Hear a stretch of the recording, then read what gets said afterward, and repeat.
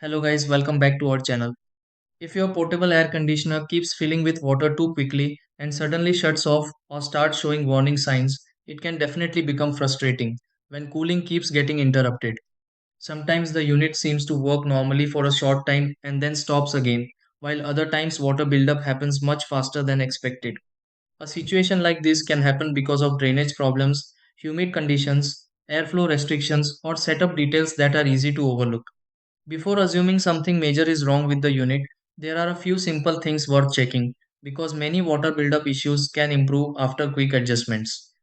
Let's go through several easy steps that may help fix a portable air conditioner that keeps filling with water. Try these. Step 1. Empty water from the portable air conditioner and confirm the drainage area no longer feels blocked. Step 2. Check airflow around the portable air conditioner and make sure vents stay open for smoother operation. Step 3. Review room humidity near the portable air conditioner since extra moisture can increase water collection faster. Step 4. Turn off the portable air conditioner briefly before restarting it if warning signs continue appearing. Step 5. Clean the filter inside the portable air conditioner if airflow feels weaker than normal during cooling. Step 6. Test cooling on the portable air conditioner again and confirm water buildup begins slowing down normally.